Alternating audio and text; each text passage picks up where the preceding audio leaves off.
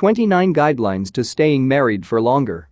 The following points are not listed in any specific order. It is our hope that these tips will help you enjoy a more rewarding marriage. 1. Marry the right person. There is only one way you will know if the person you are dating is the right person to marry, and that is by spending time together. We recommend dating at least 1 year before getting engaged. We dated for 4 years before getting married. Once we got married, there were no surprises. 2. Make your marriage your top priority. If you are married, there is nothing that should take precedence over your marriage, and that includes your children, hobbies, friends, and career.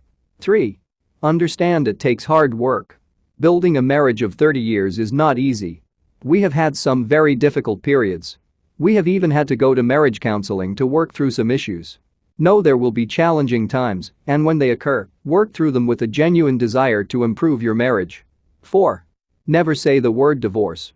If you are committed to building a long-term healthy marriage, make a vow to each other that you will never say the word divorce or anything else that would lead the other person to believe you are not 100% committed to your marriage. 5. Avoid emotional relationships outside your marriage. Don't allow yourself to go outside your relationship with your spouse, with the opposite sex, for your emotional needs. Our spouse cannot meet all our needs, but when there is a lack of connection with our spouse and we look elsewhere for our needs to be met, we are likely headed for danger. If you are lacking a connection with your spouse, figure out what is going on, get to the bottom of it and reconnect. It could save your marriage. 6. Don't use absolutes. This means not saying things like, you always, and you never. We said these types of things early in our marriage and found them destructive.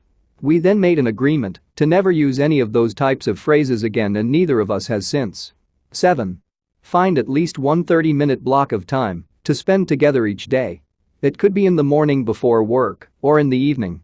During this designated time, discuss what's going on in each of your lives. We all have a lot going on, but if your marriage is a priority, spending time together should take precedence over all other activities. During this time, avoid distractions by putting your mobile device in the other room. 8. Communicate. Effective communication is critical for any marriage to last. This is especially important during difficult periods. Learn your spouse's communication style and the way he or she needs to hear what you have to say. If something is really bothering you, make sure you discuss it. If you are the one listening, let your spouse talk without interrupting. Seek to understand his or her position. If you argue, try to defend yourself, or say something negative, your spouse will be less likely to communicate his or her feelings in the future. 9. Don't argue over petty things. When we first got married, we argued over every little ridiculous thing. It made our lives miserable. We then made the decision that we would no longer argue about meaningless things. We now live our lives knowing we don't need to prove a meaningless point or be right about something that doesn't matter. 10. Avoid holding grudges. After you work through an issue, move on and don't harbor ill feelings. We also strongly encourage you to not bring up past challenges. The past is the past. It's been years since either of us has brought up a negative issue from the past. 11. Serve one another. Be intentional. We are both very thoughtful about the little things we do to serve each other. This is about putting the other person's needs before your own. The more you serve and meet the needs of your spouse, the more your spouse will serve and meet your needs. Serving your spouse needs to be part of who you are, not something you do when you want something in return. 12. Be considerate. This means everything from cleaning up your mess to avoiding, doing or saying things that you know bug or irritate your spouse. If you know something bothers your spouse, be extra intentional and avoid doing it. Don't even justify doing it occasionally. 13. Be encouraging. When your spouse is going through a difficult period, starting a new endeavor, or working on an important project, be there to encourage and support him or her. You should be your spouse's #1 fan. 14. Show your appreciation. In a marriage, it's easy to take things for granted. Tell your spouse how much you appreciate the little things he or she does for you. Cleaning the house, picking up the dry cleaning, doing the laundry, cooking dinner for the family, and fixing the leaky faucet are just a few examples. Don't let one good deed go unnoticed. 15. Be honest with each other. Once trust is lost, it is difficult to regain. This adage is especially true in marriage. Being honest also includes being honest with your feelings. 16. Always show respect to each other. This includes the way you communicate to each other, the way you talk about your spouse to others, and the way you treat your spouse. 17. Be an attractive mate. This includes everything from your physical appearance to the clothes you wear. Put as much effort into being an attractive partner now as you did when you were dating. 18. Love your spouse according to his or her love language. Read Joy's post titled, "Loving People the Way They Need to Be Loved" to learn more about the significance of love languages. 19. Be playful. It may be sending a cute little sexy text message, saying or doing something seductive, or inviting your spouse to join you in the shower. Add a little spontaneity and spice to your marriage and make it fun. Now that we are empty nesters, it's become part of our daily lives. 20. Make a weekly date a priority. This is huge. Dress up, get out of the house, and enjoy a special time together. During these times together, show an interest in the things that are important to each other and avoid talking about subjects that could create tension. Whatever you do, do not look at your mobile device unless your babysitter is texting you. Make your time together your priority. Everything else in life can wait. 21. Freedom and intimacy. Part of our date night isn't just a night on the town.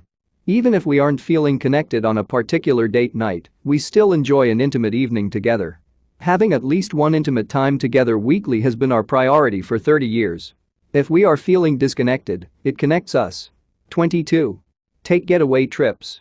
While we try to connect during our time together each day and on date night, nothing has helped us connect more than taking short trips together. Oftentimes it's just a long weekend. These trips don't need to cost a lot of money.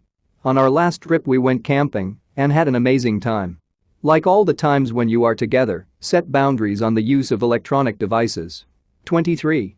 Make family and parenting decisions together. We are a team and we make all family-related decisions as a team.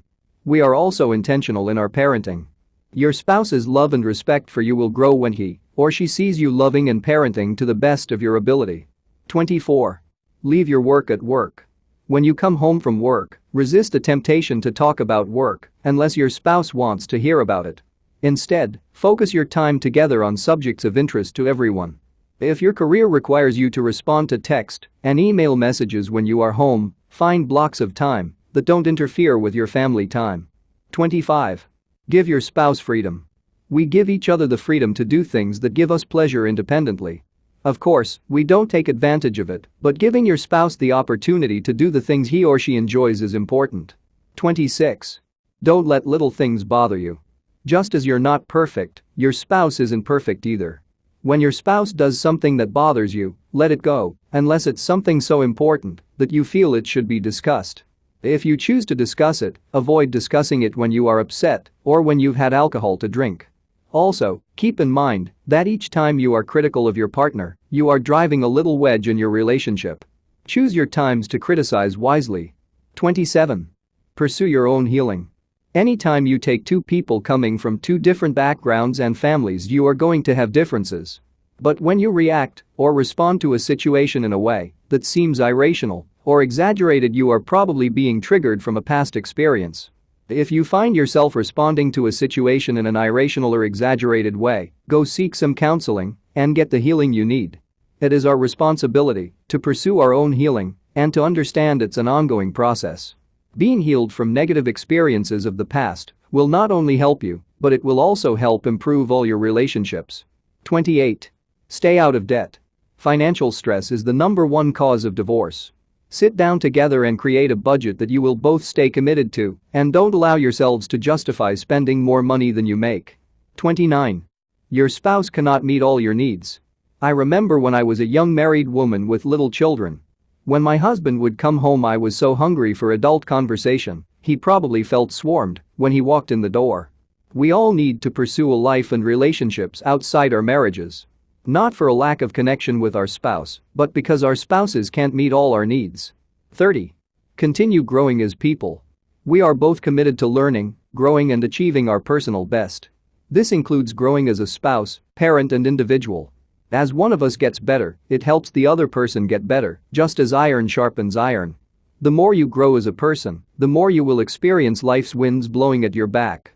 For those of you who are married, we want to encourage you to review this list with your spouse and discuss the steps you can both take to improve your marriage.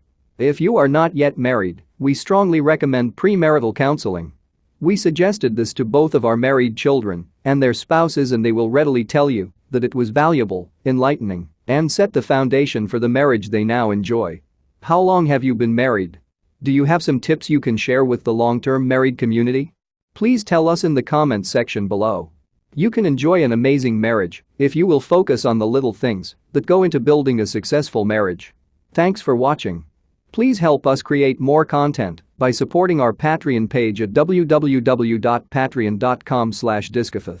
You will instantly gain access to over 400 videos about billionaire biographies and over 140 personal development videos and over 180 Christian videos and over 450 verse and quotes images, among other goodies. If you enjoyed this video, please leave a comment, like this video, share this video, and subscribe to this channel and hit the notification bell to never miss another video. You can also check out our second channel, Discofith. Link is in the description. Thank you and God bless you.